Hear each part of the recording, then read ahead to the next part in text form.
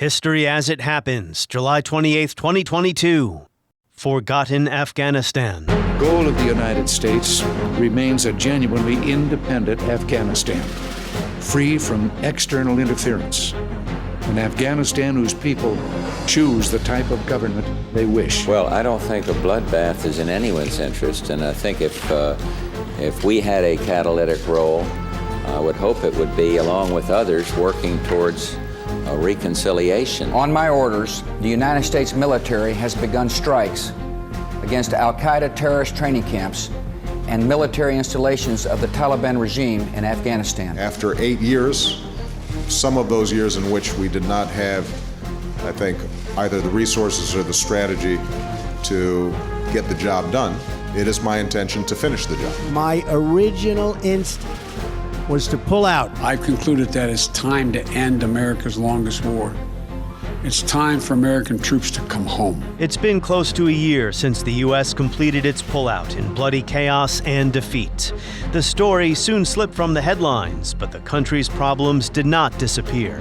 1 year later, Afghanistan is verging on state failure, recalling the years after the Soviet pullout, when, abandoned by the West, the graveyard of empires became a cauldron of civil war and Taliban rule. We have forgotten Afghanistan again. And that's next as we report History as it happens, a podcast from the Washington Times. I'm Martin DeCaro. There has been a suicide bombing at Kabul airport in Afghanistan. Terror is gripping Afghanistan now as a number of U.S. service members have been killed. At least 113 people were killed and 180 were injured. These American service members who gave their lives, it's an overused word, but it's totally appropriate here, were heroes. Heroes who've been engaged in a dangerous, selfless mission to save the lives of others. On February 16, 1989, the day after the Soviet Union completed its agonizing withdrawal from the country its armies destroyed, President Bush spoke to reporters at the White House about his hopes for Afghanistan. Throughout the long, dark years of Afghanistan's occupation, the international community has been steadfast in its support of the Afghan cause, and this certainly has been true for the United States. Our commitment of the United States to the people there will remain, and it'll remain firm. The Kremlin had called for a ceasefire and arms embargo because Soviet leaders hoped that if the U.S. stopped aiding the Afghan resistance, the communist regime in Kabul might survive. Bush rejected the Kremlin's call. Here's one of the complicating factors on that call. That there is some concern about what we call stockpiling. And it would not be fair to have tremendous amount of lethal supplies left behind and then cut off support for resistance, and thus leaving an unacceptable imbalance. So the weapons kept pouring in, and the resistance ultimately ousted the Soviet-backed government in 1992. But that did not lead to peace. The Mujahideen parties that had received billions in aid from the U.S. and Saudi Arabia, channeled through Pakistan, fought one another for control, and the West abandoned Afghanistan. Here is the Pakistani journalist Ahmed Rashid in his book, Taliban, published in 2000. The world has turned away from Afghanistan, allowing civil war, ethnic fragmentation, and polarization to become state failure. The country has ceased to exist as a viable state, and when a state fails, civil society is destroyed. Generations of children grow up rootless, without identity or reason to live except to fight. Adults are traumatized and brutalized, knowing only war and the power of the warlords. We're dealing here with a failed state which looks like an infected wound. You don't even know where to start cleaning it, said UN mediator Lekhdar Brahimi. The entire Afghan population has been displaced, not once but many times over. The physical destruction of Kabul has turned it into the Dresden of the late 20th century. The crossroads of Asia on the ancient Silk Route is now nothing but miles of rubble. There is no semblance of an infrastructure that can sustain society, even at the lowest common denominator of poverty. The economy is a black hole that is sucking in its neighbors with illicit trade and the smuggling of drugs and weapons, undermining them in the process. It'll take at least 10 to 15 years before there will be a functioning central authority capable of doing the minimum of the administration needed for the development of the country. And that is, in my view, a rather optimistic statement, said Swedish aid worker Anders Faj. And again, that was Ahmed Rashid describing Afghanistan at the end of the 1990s, after the Taliban had prevailed over their rivals in 1996 after years of civil war. 1996, the year Osama bin Laden returned to Afghanistan, where he was sheltered by the men of Yunus Khalis. Khalis was the Mujahideen figure who stood next to Ronald Reagan at a White House news conference 10 years earlier. And as the resistance continues the fight, we and other responsible governments will stand by it.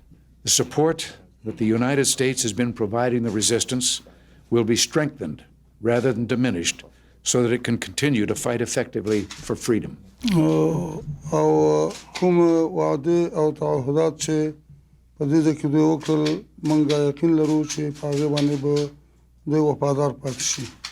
have no doubt that the U.S. promises of support and commitment to the Afghan cause will be honored in the future as it has been in the past. What a long and tangled history, huh?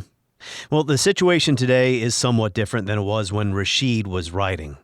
What do I mean when I say we, the U.S., the West, are forgetting Afghanistan again?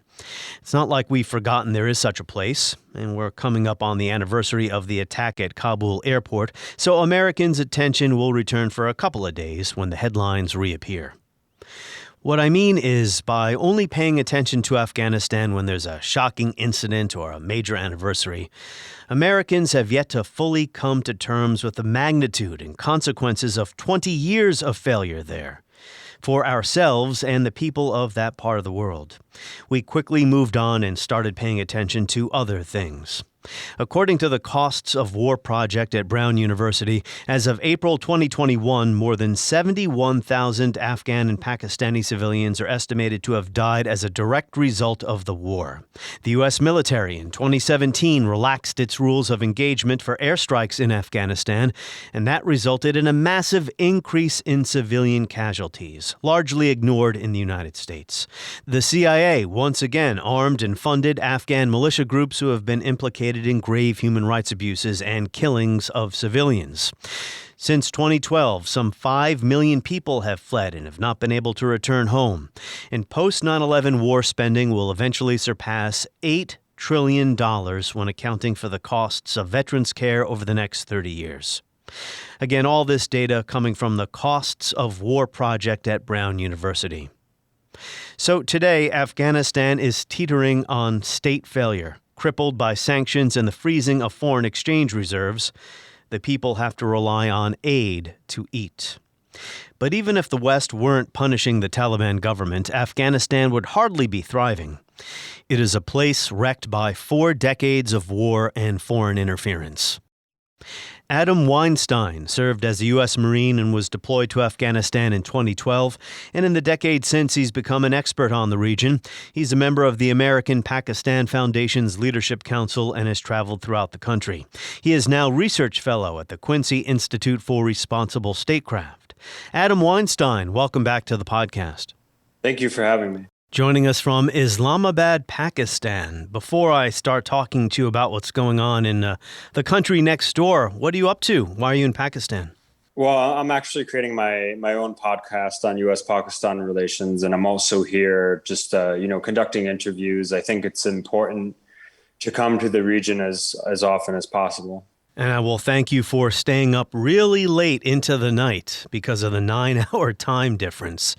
Yes, when we last spoke, it was August 2021, in the days immediately after the bloody withdrawal of the last U.S. forces from Afghanistan.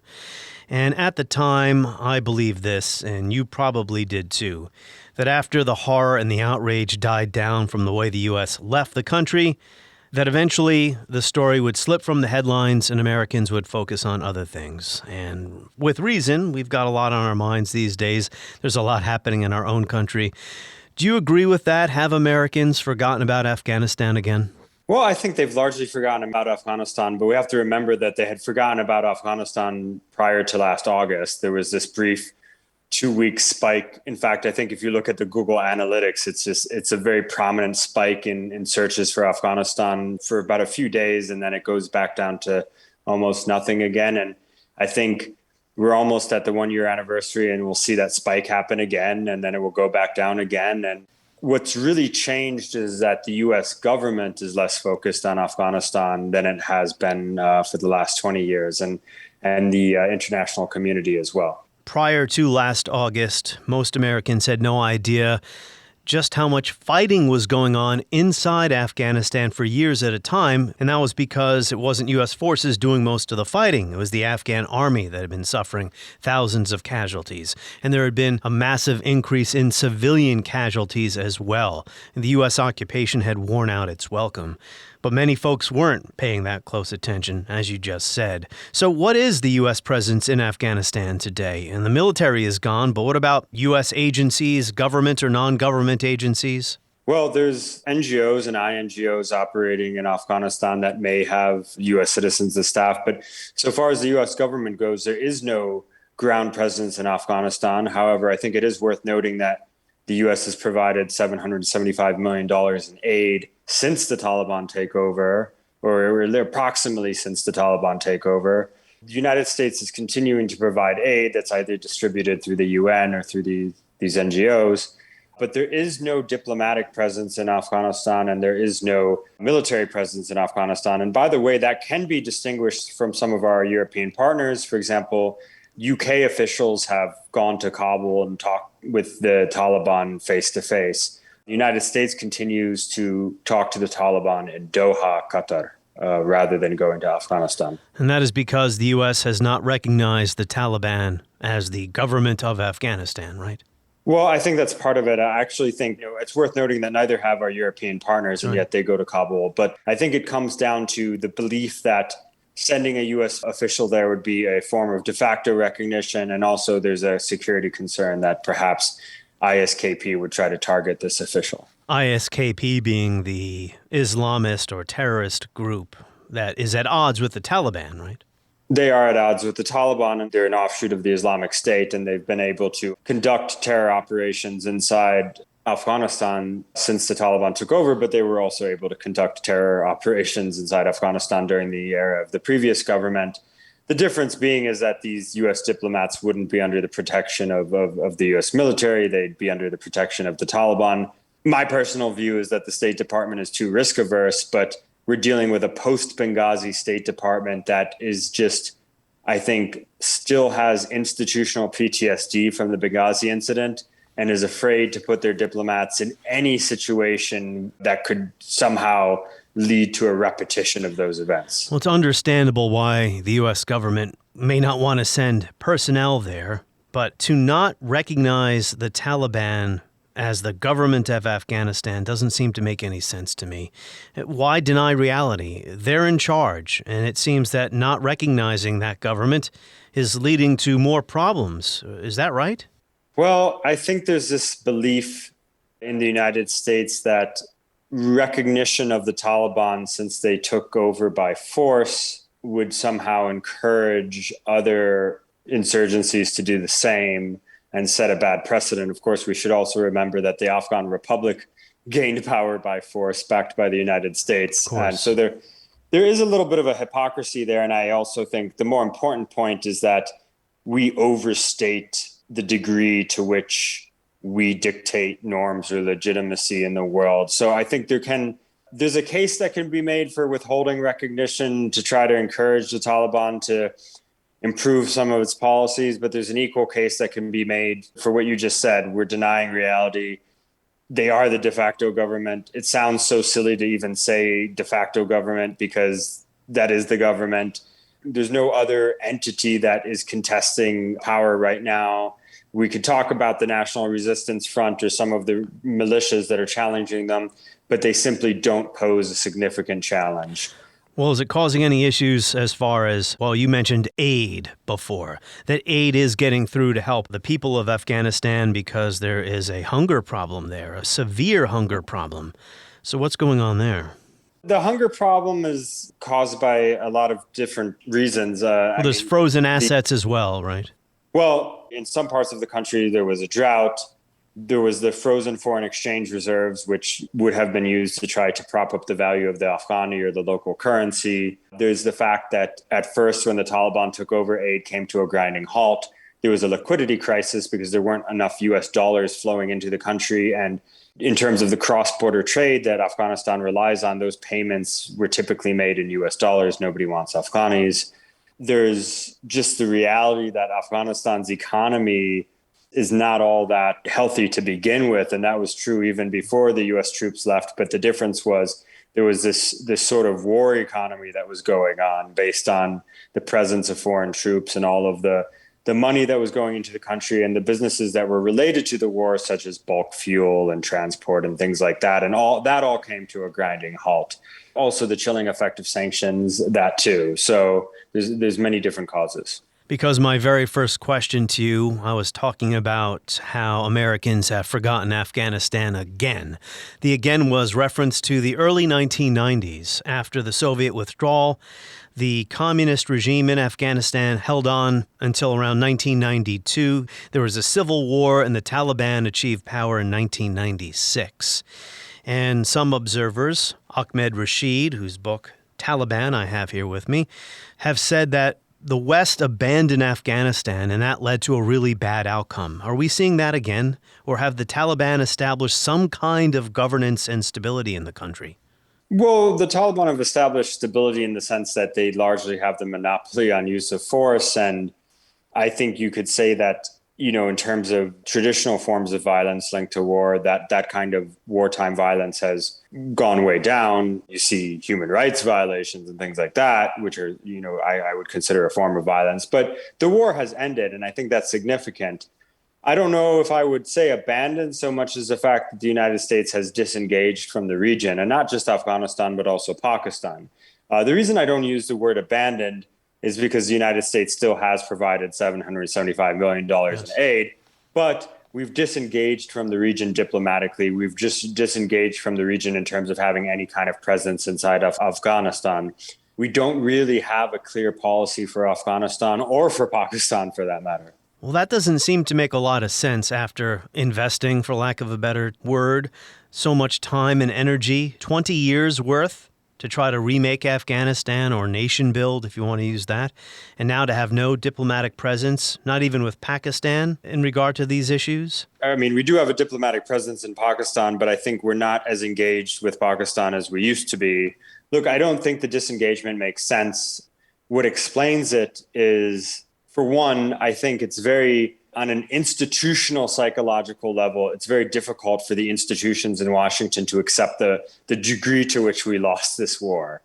Secondly, I think there's this belief that if we engage with the Taliban, we are legitimizing them without acknowledging that, for years we sat across from them, either secretly and sometimes openly in Doha. Negotiating with them. We negotiated with them, and now we've turned around and said, well, we can't recognize you, even though our negotiation with the Taliban is one of the reasons that they're in power today. And I think there's just this inability in Washington to prioritize countries in a way that makes sense. For 20 years, Afghanistan was given far too much attention, in my view, and now it's given too little attention.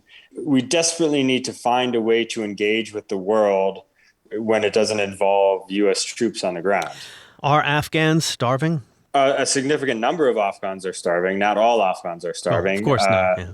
When you say a significant number, in which parts of the country and why is that happening? You mentioned a drought before, but what else? It sort of depends where they fell on the socioeconomic ladder before the Taliban gained power. It depends on how close they are to the powers that be today. It depends on their personal circumstances. There's families where the head of the household is a woman because she's a widow, and those types of families are in particular difficult circumstances, especially since the Taliban don't allow women to work.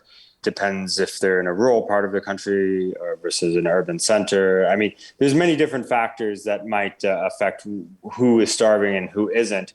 But the reality is this: the vast majority of Afghans are heading towards universal poverty and widespread food insecurity. And if they're not there yet, they're on their way. So have the Taliban improved at governance compared to their first time around running the country in the late 90s? It doesn't sound like it. I would say that the Taliban have marginally improved at governance, but very marginally. They do seem to have a slightly more sophisticated understanding of diplomacy, but not much. I think they have a slightly more sophisticated understanding of comms and public relations, although not much, because they often subject themselves to self-inflicted controversy. In terms of their ability to govern, I don't think they have the technocratic skills that are necessarily needed, and they've made it very difficult for technocrats with those skills to return to the country or to feel confident in returning to the country. They're still quite backwards looking when it comes to protections of human rights or women's rights. They haven't allowed girls to attend high school. There's some provinces, 11 provinces, where girls attend high school, but that's due to the local demands of the community. It's not due to the Taliban protecting that right. And countrywide, they have not protected that right. You know, you can point to really small wins. The fact that there's some women that are on the news, there's still the occasional woman in some form of public life. But for the most part, they've sent women back into their homes.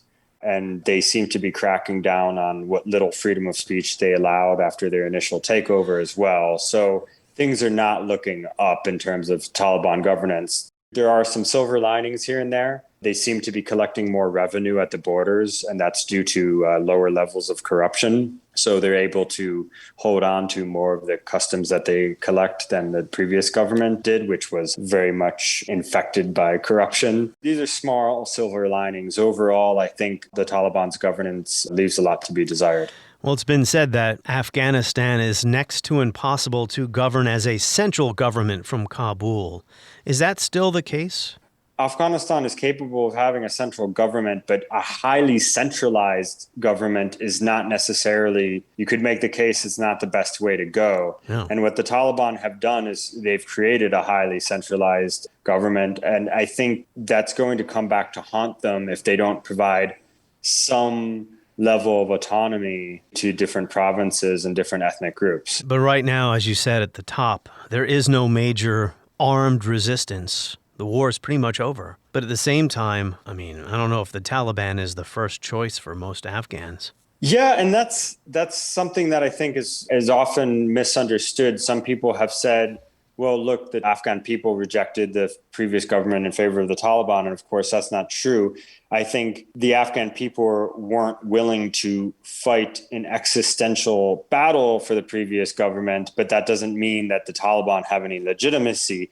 The Taliban really took advantage of the lack of legitimacy of the previous government and the incompetence of the previous government more than they took advantage of any legitimacy they might have. I don't think they have much legitimacy. Their legitimacy is very much limited to their ability to have a monopoly on use of force and their ability to provide security, and even that is in question. I shared with you a harrowing story by the Associated Press about drug addiction in Afghanistan. The article says it's long been a problem there. Afghanistan, the world's biggest producer of opium and heroin, and now a major source of meth. The ranks of the addicted have been fueled by persistent poverty and by decades of war that left few families unscarred. I mean, how bad is the drug problem there? Is it really worse than it's been? From what I've heard, this is coming from outside of Afghanistan, but from what I've heard, the drug addiction problem has become worse. And I think there is a particular sense of desperation in Afghanistan, which of course would worsen an already pre-existing drug issue in the country. And I'm not sure the Taliban are equipped to rehabilitate people because they're good at taking people off the streets and shaving their heads and putting them in a rehabilitation facility and getting them temporarily off of drugs. But what is waiting for them when they're released? There's lack of jobs, there's lack of food, there's lack of resources. And so you can see how the recidivism rate would be quite high. The Taliban have taken these superficial steps to curtail drugs. For example, they officially banned heroin cultivation, or opium cultivation rather, which can be used to produce heroin, of course, They don't really have any kind of plan for how they would enforce that, what would replace the economy of the drugs or anything like that. So they can engage in this kind of cosmetic policy, but they don't seem to have a plan for how to actually reduce the importance of opium in Afghanistan's economy or to deal with its drug crisis.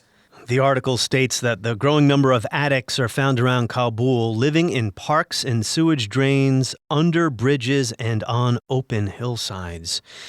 As you may recall, Adam, I wanted the United States to get out of Afghanistan militarily. The war was lost. But it does sound like Afghanistan is worse off today than it was a year ago. Well, it's just very difficult to quantify. I mean, less people are dying today than a year ago. But of course, we don't measure life purely based on the ability to live. We measure it based on the quality of life as well. And I think you could make a case that for many Afghans, their quality of life has declined. But for other Afghans, especially in parts of the countryside that were subjected to intense fighting, such as in the south, their quality of life has arguably improved.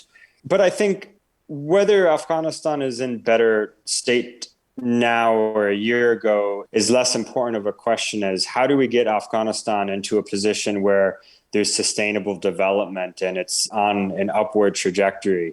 Staying in Afghanistan militarily wouldn't have done that. It would have kicked the can down the road and we would have been fighting in an insurgency indefinitely. Now what we're left with is a Taliban-led Afghanistan, and that's a dismal reality for many. But it does give the international community an opportunity to think about how do we engage this country in a sustainable way where we're not dictating the terms anymore, but we're going to try to help Afghanistan get on its 2 feet, and we're going to try to prevent it from becoming a failed state. But this also requires action on the part of the Taliban. Maybe it's the case that there is no way to prevent Afghanistan from being a failed state. How would you respond to that? Look, I think that's possible. The Taliban have shown significant resistance to change.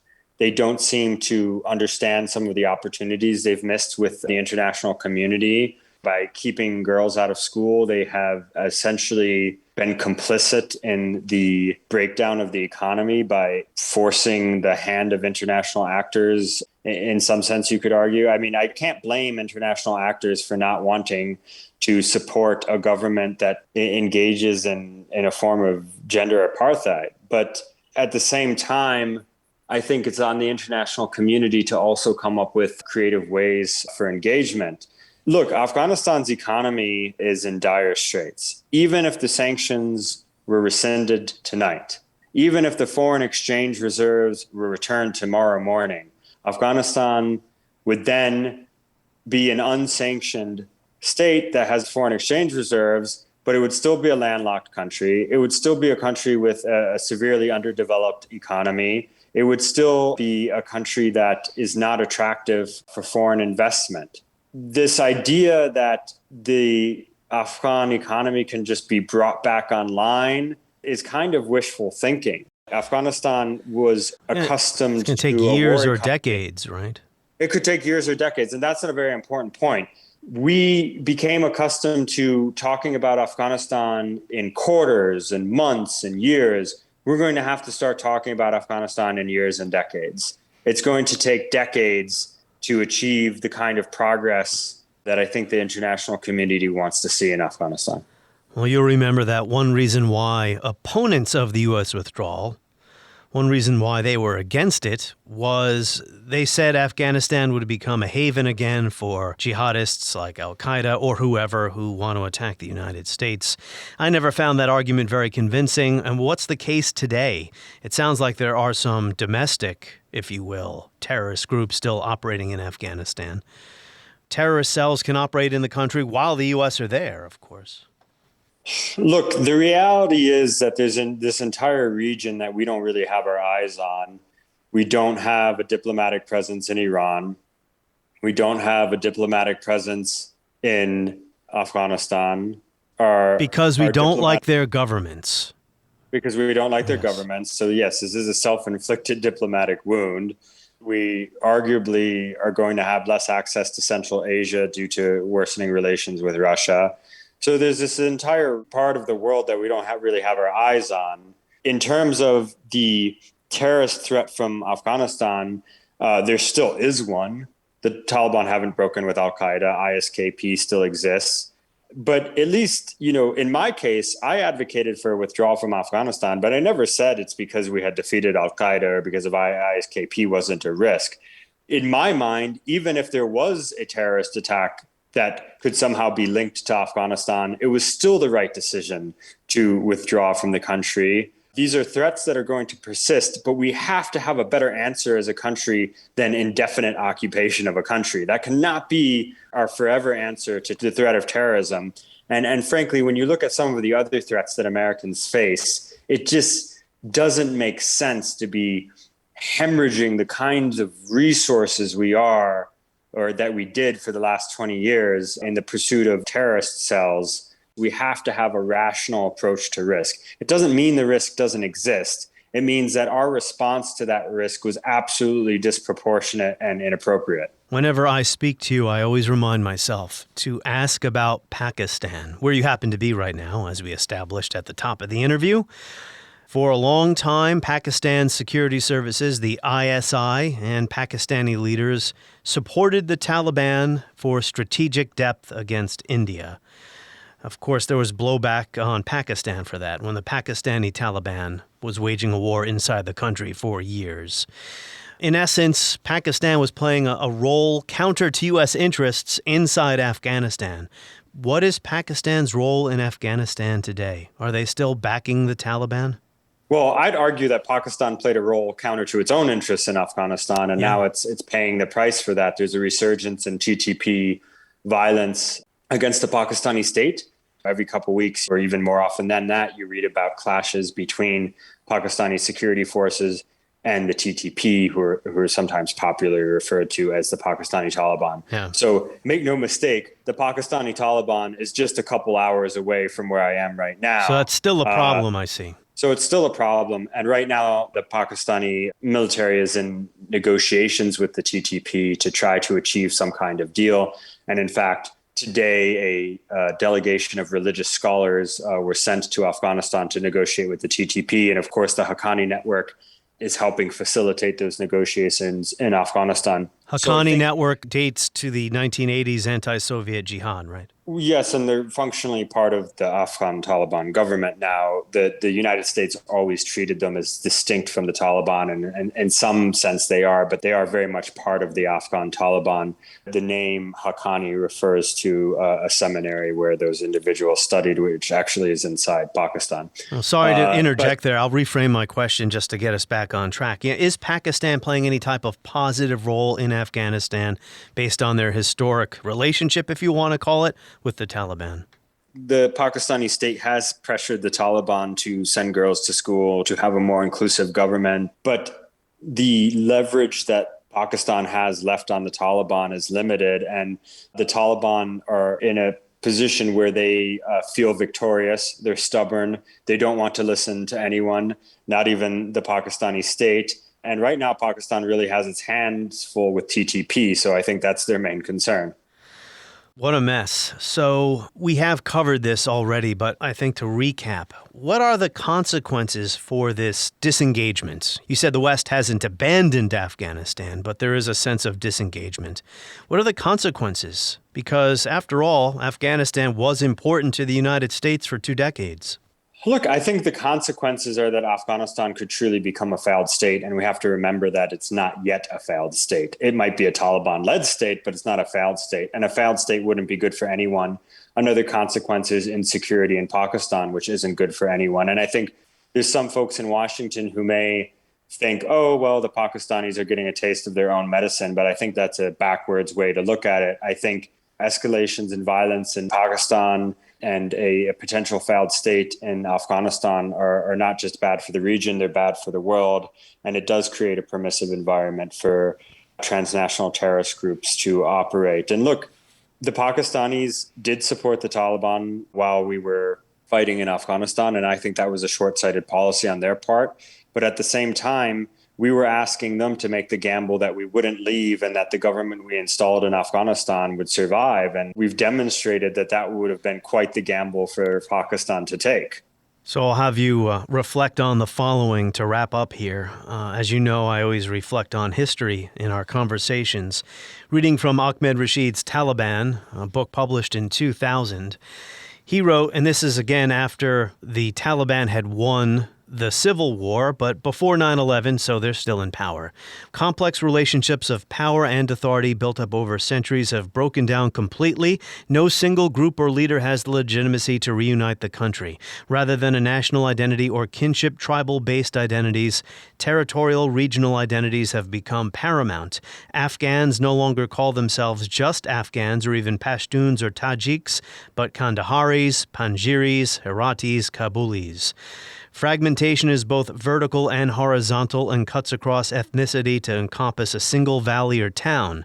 The Pashtun tribal structure has been destroyed by the loss of common tribal property and grazing grounds, and by war and flight. The non-Pashtun identify their survival with individual warrior leaders and the valley of their birth. In sum, the tribal hierarchy which once mediated conflicts has been killed or is in exile. That was a lot, but is that still the case today? Look, I think there is a lot of truth to that. I know Afghans who refer to themselves as Heratis or Kandaharis, and I think there is a weak national identity. That was part of the weakness of the former Afghan government that sought its legitimacy based on this idea of Afghan identity as a national identity. I think one of the strengths of the Taliban in terms of their cohesion is that even though they're a primarily Pashtun group or movement, and even though they very much incorporate Pashtun norms, customs, and values into their identity, at the end of the day, they still hold themselves out as an Islamic group. This identity allowed them to maintain a high level of cohesion. If there was one thing that allowed the Taliban to win this war, it was their cohesion. And if there was one thing, there were many things that led to the demise of the Afghan Republic, but if there was one thing, it was lack of cohesion. It sounds like a country that has simply been wrecked by decades of war, beginning in 1979. And I think that's true. They've experienced more than 40 years of war. And while we've transitioned to a sort of peace, it's a very fragile peace. And of course, it's one that is unfortunately based on the removal of significant rights from half the population. Adam Weinstein of the Quincy Institute for Responsible Statecraft, joining us from Pakistan. We thank you for your insights once more. On the next episode of History as It Happens, happy birthday, U.S. Grant. This year marks Grant's 200th birthday, and his reputation continues to improve with time. We know he was a winning general in the Civil War. Was he a civil rights president? That's next as we report History as It Happens, a podcast from the Washington Times.